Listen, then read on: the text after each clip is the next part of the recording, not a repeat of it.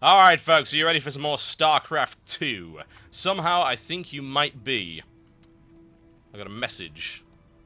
A raven carried it to me. Atop golden wings. Yes, it was a golden raven.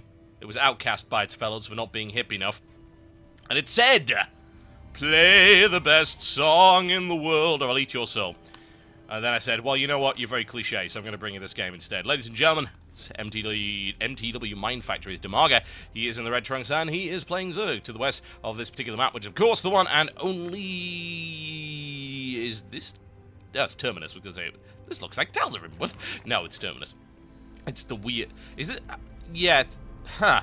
This is a different version of Terminus. Whoa, whoa, whoa, Mr. Dimaga.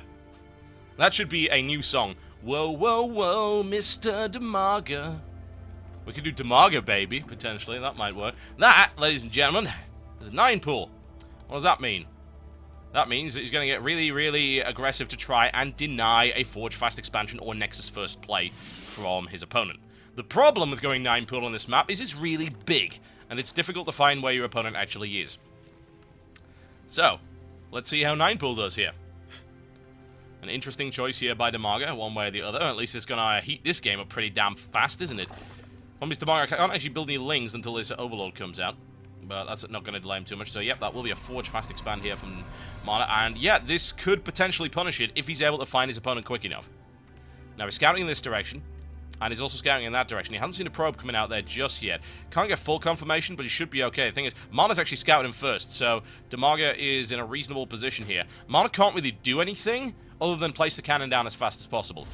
And try and wall off here. Forge coming up.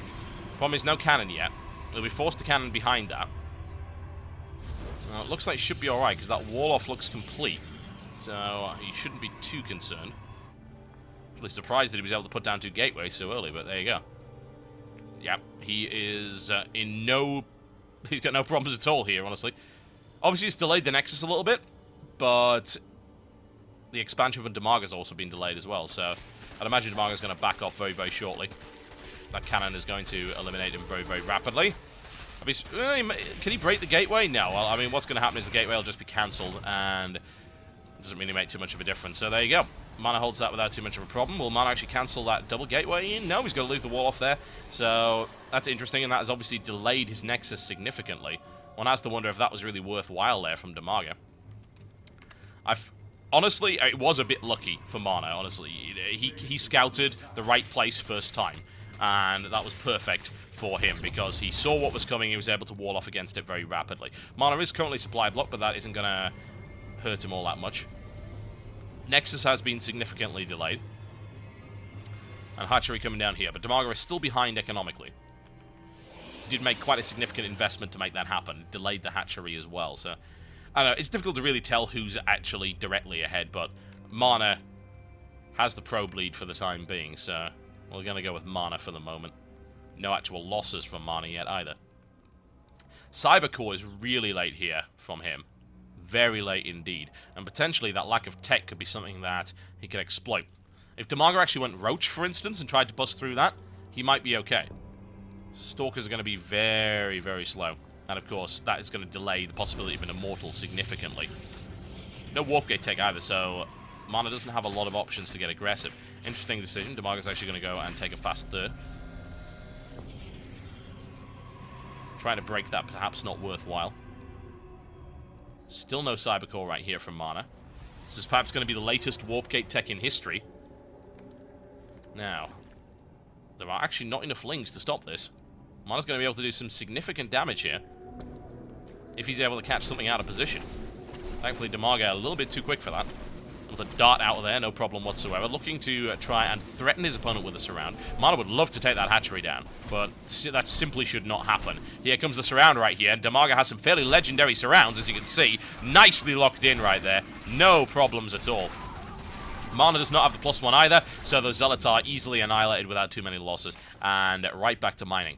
Dimaga could get a lead here, in terms of his economy, and he also sees everything, because that Cybercore has only just gone down. No Stalker out just yet either. So Dimaga not with any problems in order to get that Overlord out of the way. A delicious third, and Dimaga can take the economic lead at this point. So it's always interesting to see a transition out of something like a 9 pool into an economic lead. It can happen. Hell, you can do it with a 7 pool. I think a lot of people do overreact to the idea that, oh, it's all in, oh, it's cheese. No, actually, no, it's not. It's definitely not all in. There's a plan behind it. It's not meant to win the game. It's meant to do a very specific amount of damage or force a very specific reaction from your opponent. It's entirely valid. Dimaga now taking the extractor down the bottom here. No lair tech from him as of yet.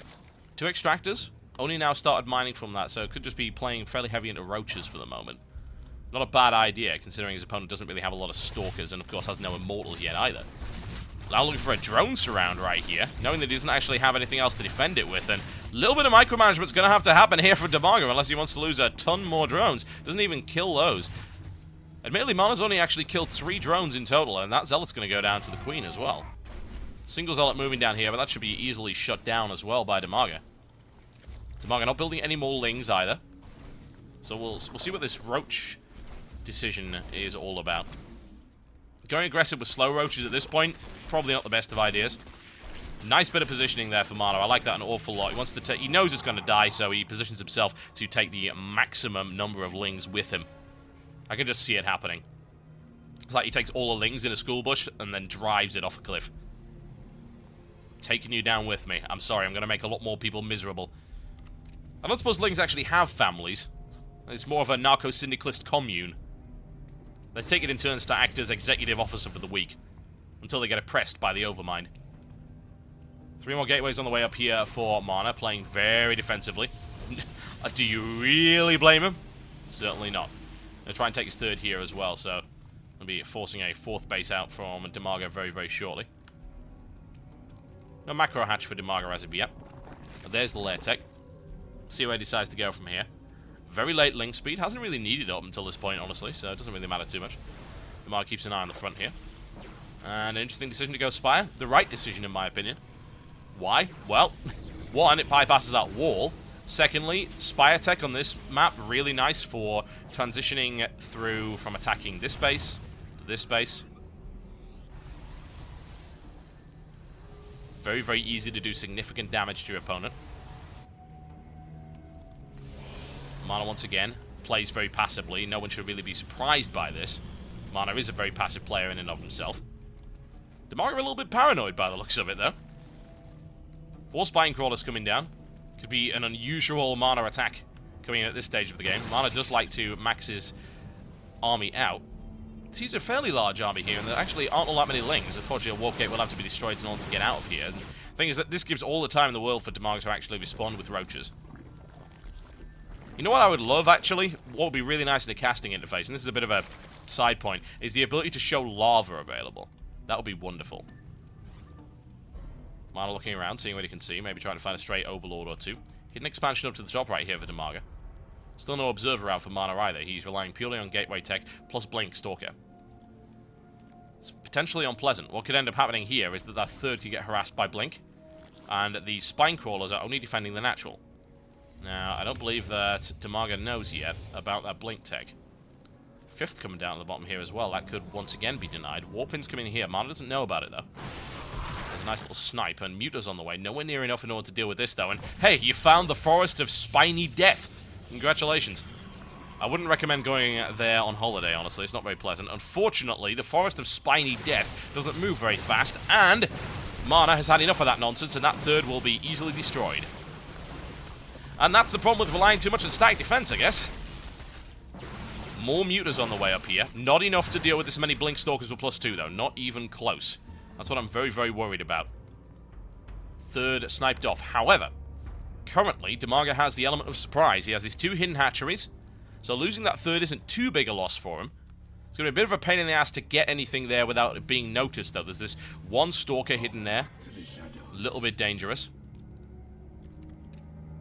15 Mutas, 4 more on the way, plus 1 Carapace upgrade coming in. There we go. That hidden hatchery has now been spotted. Should be able to be sniped off without too much of a problem here. Changeling keeping an eye on things. Now the Muta count is pretty scary, 19. But it is against 22 Blink Stalkers with +2, so if he gets caught out of position, he will be destroyed. Let's see how much damage you can do here. And the hatchery down at the bottom has been spotted as well. However, at least that attempt... Ooh, that was a bit of a misblink right there. That's not going to happen. 2 more Stalkers easily annihilated there by Dimaga. +3 coming in, and Templar Archives. Now, I've seen MaNa deal with Mass Muta before. He generally does it with Storms. He's got some pretty legendary Storm placement. And Blink Stalker plus Storm should be able to clean that out without a problem. More Mutas on the way. Takes the total to 21. No attack upgrade.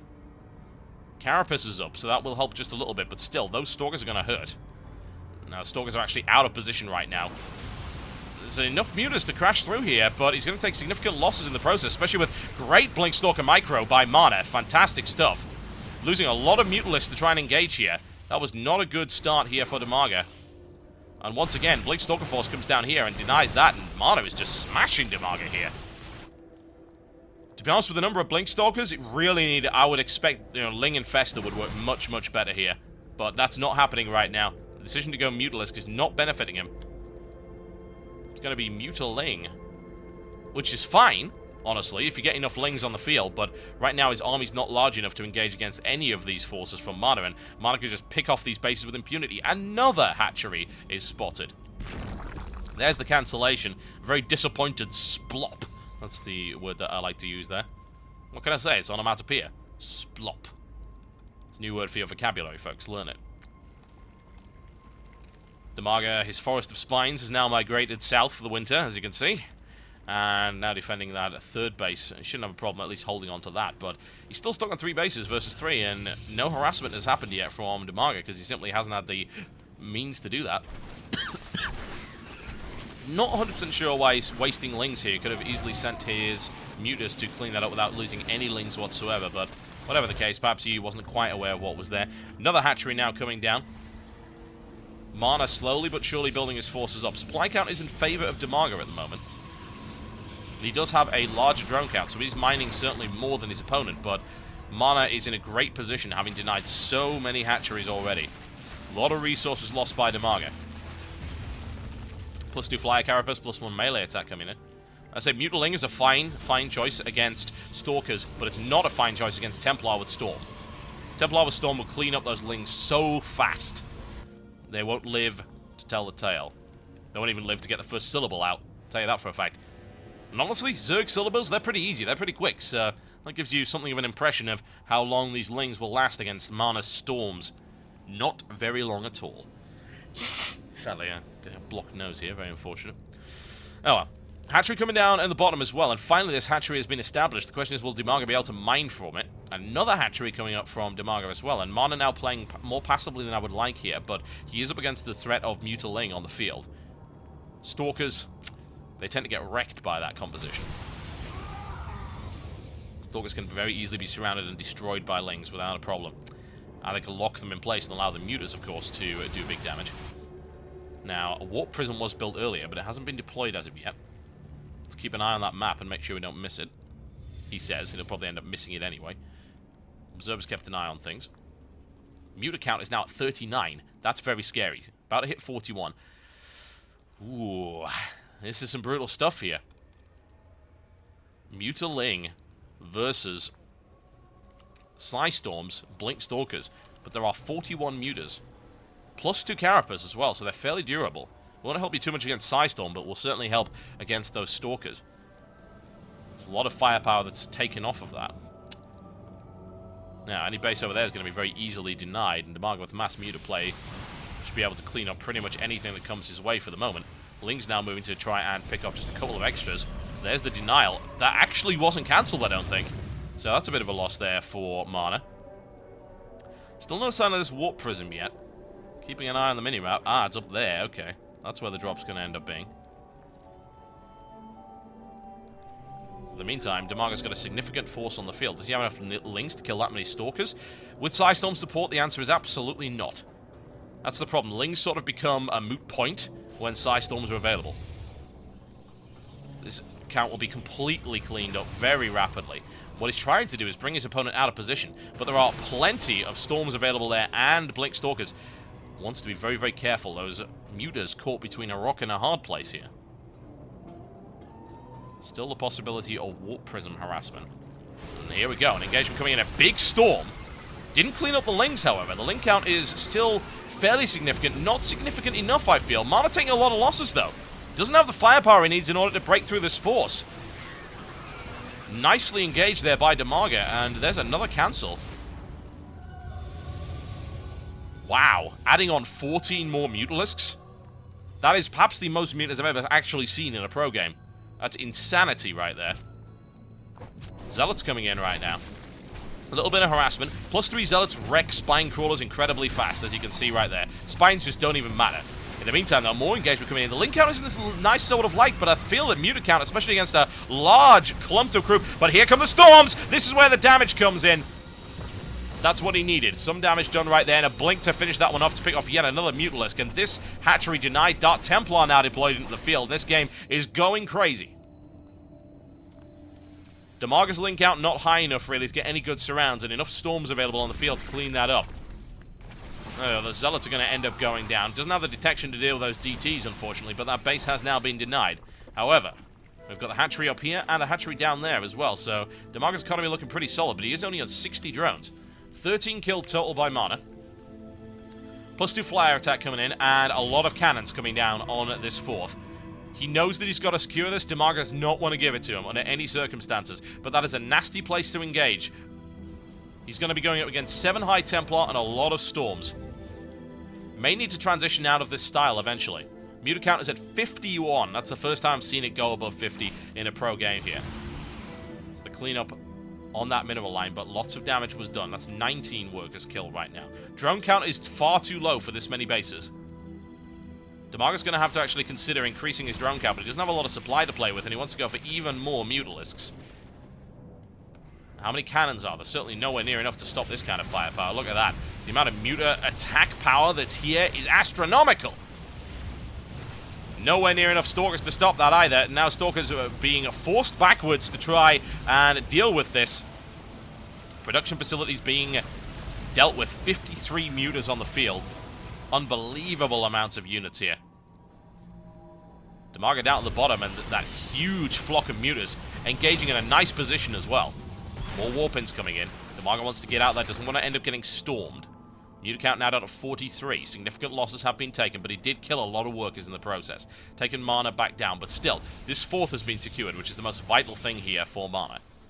He's able to hold on to that. That'll be absolutely fantastic. More mutant harassment coming in at the top. Blink Stalker's getting a little bit of an awkward angle, but still some damage done. The question is, what do you do from here? He's still going Mutaling. Adrenal Glands, Zerg Melee. Into the mineral line they go, and that's going to be a significant amount of damage to that economy. Cannons are able to clean that up nice and quick, though. A few more probes actually end up just throwing themselves back into the loving embrace of those Lings. With the Adrenal Glands upgrade, that's down to 46 probes. Significant economic damage being done here. Dimaga's doing well, and if you look at the supply count, it's not looking pretty right here for MaNa. Storm goes off, misses. And this is going to be a transition through into Broodlords and Mutas. Broodlord, Muta, Sky Zerg, and holy hell, that's not even a forest anymore. That's a tower block of Spine Crawlers.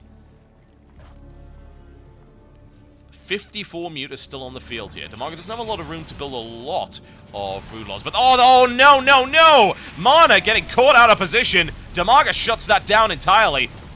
Archon's eliminated and takes out those Templar before they're able to do a damn thing. Really nice engagement there. Stalker's down here to deny this base, but really it's not actually been mining, so it doesn't matter too much. Dimaga now coming around the flank once again with 54 Mutalisks. That means anything underneath that melts. There's another Storm. Still not quite able to get the positioning he needs. It's just in front of Dimaga's Mutas. He's wearing them down, but not as much as he needs to. Here comes the Stalker harassment. That's able to take that base out without too much of a problem. More drones being killed as well. Both these guys have been running on a really low worker count this entire game. In a very aggressive game from Dimaga, but also MaNa's been denying plenty of bases over and over again. I'd still say Dimaga has the advantage, though. He's still mining from that base up to the top here. Unfortunately, this base is about to be spotted and eliminated, and these Mutas are not in the right position, but it's going to be Sky Zerg style. Muta, Broodlord, runs right into a Storm. But unfortunately, that Storm actually ends up killing a few probes in the process. That hatchery's now down, so mining base-wise, Dimaga's about to be mined out here, and he's going to be relying on this base only, but I have a feeling once he gets the Sky Zerg in play, things are going to get really unpleasant. especially with that many mutas. Crashes his way through there. He doesn't care about losses at this point. Wants to snipe those off. He takes down a High Templar. Reduces the High Templar count to 6. That's still quite a lot, but Broodlords are going to make this really unpleasant. We're looking at a lot of extra attack as well, because he went for the +3 melee. He's already got +2 in terms of his air attack. These Broodlords are going to hurt. Dimaga's pretty much maxed out. He needs to start going, though.